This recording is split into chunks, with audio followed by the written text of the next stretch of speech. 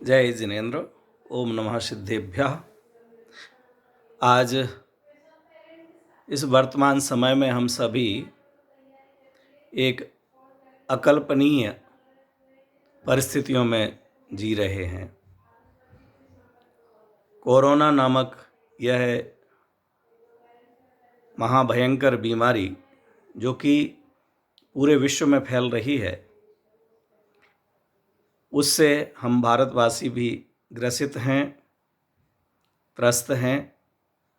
लेकिन हम सभी भारत सरकार द्वारा जो प्रयास किए जा रहे हैं, जो अभी लॉकडाउन किया गया है, जिसके कारण से इस बीमारी से बचाव भी हो रहा है। अनेक भाई बहन जो रोग से ग्रस्त थे वो रोग मुक्त भी हुए हैं। यह बड़ी बात है कि जो रोग से बचने के उपाय बताए जा रहे हैं वे सभी हमारी जैन संस्कृति के अनुसार जो सदाचार, श्रावकाचार बतलाया गया है, जो हमारी भारतीय संस्कृति भी रही है, वह अपना करके ही हम इस भयानक रोग से बच पा रहे हैं। जैन दर्शन कहता है, पानी में असंख्य जीव होते हैं जो हमारे लिए दिखाई नहीं देते, जो रोगाणु का काम करते हैं।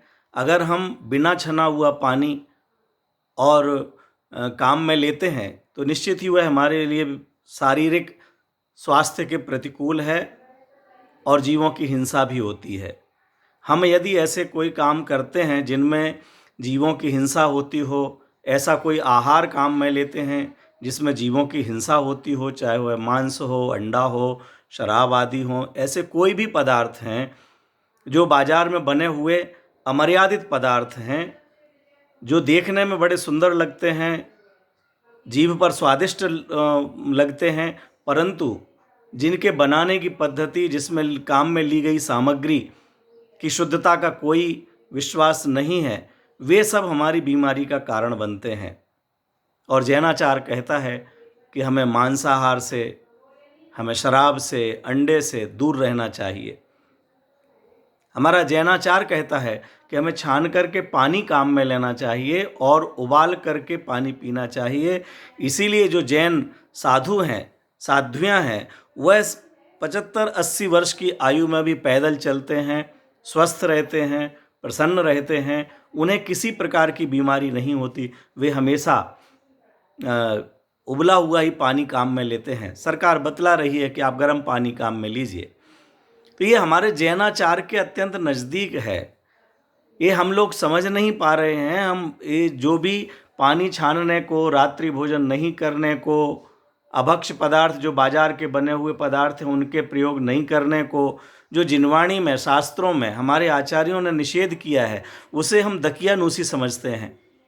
जिनवाणी में कहा है कि सबसे ही हमें दूर रहना चाहिए। कोई भी भाई बहन है, हाथ जोड़ करके उनका अभिवादन कीजिए, जय जिनेन्द्र बोलिए, नमस्कार कहिए। हाथ जोड़ करके हम हजारों के साथ एक साथ अभिवादन कर सकते हैं। लेकिन आज की जो आधुनिक पद्धतियां हैं, हाथ मिलाना, गले लगना, और आज ये रोग बीमारी फैलाने का कारण बन रही हैं। यहाँ पर स्त्री पुरुष का तो इस प्रकार से मिलना जिनवाणी में शील विरुद्ध कहा ही है। रिश्ते में वे कोई भी लगते हों, चाहे वह भाई बहन भी हों, तो भी हमें शरीर का स्पर्श करते हुए, हाथ मिलाते हुए, गले लगाते हुए नहीं मिलना चाहिए, क्योंकि वह स्पर्श निश्चित ही मन में विकार उत्पन्न करता है और आज ये शारीरिक बीमारी का भी कारण बन रहा है। इस तरह से यदि हम यत्नाचार पूर्वक कार्य करते हैं, मर्यादित सामग्री का उपयोग करते हैं, तो उससे हम देश हित में तो सहयोग करते ही हैं, साथ ही हम अहिंसा धर्म का पालन करते हैं। अहिंसा का पालन करने से हमारा मन शुद्ध होता है, हमारा मन करुणा से भरा हुआ होता है, हमारे हृदय में दया प्रवाहित होती है। प्राणी मात्र के प्रति सर्वे भवन्तु सुखिनः की जो भावनाएं होती हैं, वह भावनाएं हमारे चित्त को ऊर्जा प्रदान करती हैं। वह जिन जीवों पर दया की गई हैं उनकी सद्भावनाएं हमें प्राप्त होती हैं। उनकी सद्भावनाओं से और हमारे हृदय में आई हुई पवित्रता से जो पुण्य कर्मों का, पवित्र कर्मों का हमारे पास आगमन होता है, जो सुकृत है, उस सुकृत से का ही फल तो सुख की प्राप्ति है, निरोगता की प्राप्ति है, धन धान्य की प्राप्ति है। ये जो हमारा खान पान है, व्यवसाय है, जिस व्यवसाय में, जिस खान पान में हिंसा प्रवेश कर गई है, जिस व्यवसाय में छल कपट प्रवेश कर गया है, अन्याय अनीति प्रवेश कर गई है, हमने प्रकृति का दोहन किया है, हमने पानी का अपव्यय कर रहे हैं, हमने वनस्पति को खत्म कर दिया है, जिसका ही दुष्परिणाम आज हमें इस प्रकार की बीमारियों के कारण से भोगना पड़ रहा है।